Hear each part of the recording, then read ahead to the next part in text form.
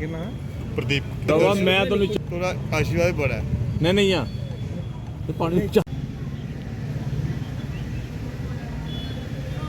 हमारे साथ भड़वाल जी हैं, हमारे स्पोक्स पर्सन आम आदमी पार्टी के, और बाकी साथी। हम सर पिछले दिनों बनी के दौरे पे गए थे, कोई एक हफ्ते का टूर था। तो वहाँ की जो लोगों की समस्याएं थी वो जो कुछ डीसी साहब के लेवल की थी, वो अब मैंने इनके साथ टेकअप किए हैं, डीसी साहब के साथ। जैसे पहले रोड का इशू था सर, बनी से और उधमपुर तक वाया देरी गला और चोचरू गला बड़ा इंपॉर्टेंट रोड है और उसको इग्नोर किया गया है। और हमने इससे पहले शालीन काबरा जी से, जो हमारे एडिशनल चीफ सेक्रेटरी हैं जीजेएम, उनसे भी रिक्वेस्ट की थी, और आज डीसी साहब से हमने दोबारा रिक्वेस्ट की है कि आप बीआरए के जो हमारे चीफ इंजीनियर हैं उनको आप दरख्वास्त भेजें, और उसमें डीडीसी के और बीडीसी के जो लोग हैं बनी और लोहाई मल्हार के, उनके भी हमने वो रिकमेंडेशन ली है उसको कि ये रोड जो है वो बहुत ज़रूरी है। इसलिए हम मीडिया के ज़रिए भी गवर्नमेंट से भी दरख्वास्त करते हैं कि जो बनी से लेके बाया देरी गला, लोहाई मल्हार और चोचरू गला उधमपुर रोड जो है ये बहुत ज़रूरी है, इसको जो है बीआरओ को दिया जाए। और ये डिफेंस के लिहाज से भी सेकंड रोड बनेगा तो बहुत ज़रूरी रहेगा हमारे लिए। एक तो ये बड़ा इशू था।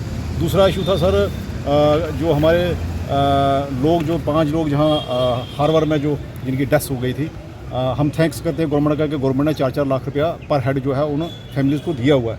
लेकिन जब हमने वहाँ हालत जाके देखी, वहाँ तो बहुत बुरी हालत है। वो अभी भी वो वहीं रह रहे हैं जहाँ पहले रहे थे, डैमेज है उनके हाउसेस, वो वहीं पर रह रहे हैं। तो हमने एसडीएम साहब से रिक्वेस्ट की थी और तहसीलदार साहब से रिक्वेस्ट की थी। आज हमने डीसी साहब से रिक्वेस्ट की है कि इमीडिएटली उन फैमिलीज़ को वहाँ से शिफ्ट करके कहीं गवर्नमेंट बिल्डिंग अवेलेबल जहाँ भी है बनी में, चाहे वो गुज्जर हॉस्टल है या टूरिस्ट का वहाँ सेंटर है वहाँ, या कहीं गवर्नमेंट स्कूल अवेलेबल जहाँ कहीं कमरा है, वहाँ उनको शिफ्ट किए जब तक वो जगह उन्होंने जो गवर्नमेंट लैंड पे जहाँ उनको टेंट्स लगाने के लिए दी है, तब तक जहाँ तक वो अपना कच्चा घर वहाँ बना नहीं लेते। क्योंकि सर्दियों का मौसम है तो वो दोबारा रोड साइड होगी तो वहाँ उनका घर, उनकी तो डेथ दोबारा होनी है। वो डेथ ट्रैप बना हुआ वो एरिया वहाँ हार्बर जो है, इसलिए जहाँ उनको जगह दी गई है वहाँ जब तक कच्चा घर नहीं बनाते उसमें समय लगता है घर बनाने में।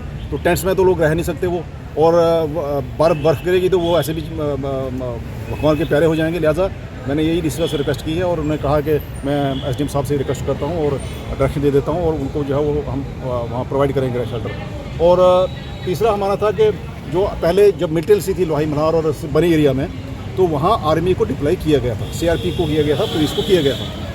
अब चूँकि वहाँ लोहाई में भी आर्मी थी, वहाँ हेडक्वार्टर है, आर्मी का यूनिट है, वहाँ पर स्ट्रक्चर बने हुए हैं। इस तरह किंडली में भी है, इसमें ढग्गर में भी है, लोंग में भी है। ऐसा क्या हुआ कि अब जो आर्मी वहाँ से उठा ली गई है, लेकिन हम गवर्नमेंट से यही डी साहब को ये बोला है कि आप गवर्नमेंट से टेकअप करें इशू, क्योंकि सेंसिटिव एरियाज़ हैं, बॉर्डर डिस्ट्रिक्ट है हमारा। कल को अगर कोई ऐसा वाक़या हो जाता है तो इसके लिए इसकी जिम्मेदार भी गवर्नमेंट होगी, क्योंकि हम वार्निंग दे रहे हैं गवर्नमेंट को ये रीडिप्लॉयमेंट जो है वहाँ आर्मी की होनी चाहिए उस क्वार्टर में, क्योंकि स्ट्रक्चर बने हुए हैं। हम चाहते हैं कि वहाँ लोगों की रिक्रूटमेंट, जो वहाँ यूथ है, लोकल यूथ है, वहाँ की टीए में उनकी रिक्रूटमेंट की जाए, और उन लोगों को ही वहाँ जो है वो पहले भी सर्व किया, चूँकि 20 साल हो गए, वो रिटायर हो गए सारे, तो इसलिए वहाँ आर्मी की रिक्रूटमेंट भी की जाए टीए में, और उनको दोबारा जो है वहाँ वो जो क्वार्टर्स बने हुए हैं, एक तो वहाँ एरिया सेफ हो जाएगा, हमारे लोग सेफ हो जाएंगे और लोगों को भी रोज़गार मिलेगा। यही हमने डीसी साहब से रिक्वेस्ट किया।